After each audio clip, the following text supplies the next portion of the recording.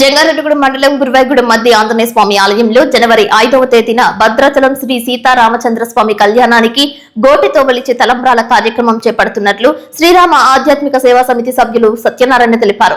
ఈ సందర్భంగా మధ్య ఆలయ కార్యనిర్వాహక కార్యదర్శిని ఆర్వి చందనను మర్యాదపూర్వకంగా కలుసుకున్నారు. గోటితో వలిచే తలంబ్రాల ప్రక్రియకు సహకరించాలని కోరారు. ఈ కార్యక్రమ నిర్వహణకు ప్రతి ఒక్కరూ సహకరించాలని కోరారు. గత కొన్నేళ్లుగా తలంబ్రాలు వలిచే సాంప్రదాయం నిర్వహిస్తున్నట్లు శ్రీరామనవమికి 5 రోజులు ముందుగానే పాదయాత్రగా తీసుకువెళ్తామని ఆయన సిటీ న్యూస్ తో పేర్కొన్నారు.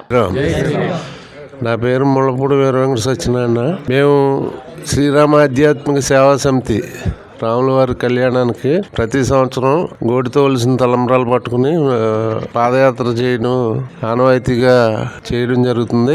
ఆ కళ్యాణానికి ఇది 25వ సంవత్సరం. మేము ఈ కార్యక్రమం మొదలుపెట్టి 25వ సంవత్సరం. ఈ సంవత్సరం ప్రతి సంవత్సరం ఇక్కడ మధ్య ఆంజనేయ టెంపుల్ నుంచి గోటితో వలసిన తలంబ్రాలని ఇక్కడ మొదలుపెట్టి ప్రతి గ్రామం ఇంచుమించు 3 జిల్లాల పరిధిలో ఇవ్వడం జరుగుతుంది. ఈ 3 జిల్లాల నుంచి 7-8 వేల మంది భక్తులు రావడం జరుగుతుంది. ఈ 7-8 వేల మంది తోటి ఈ పాదయాత్ర చేయడం జరుగుతుంది. అదేవిధంగా ఈ సంవత్సరం జనవరి 2026 జనవరి 5వ తేదీన ఇక్కడ ఈ ధాన్యం ఒలుపు కార్యక్రమానికి ముహూర్తం నిర్ణయించడం అయింది.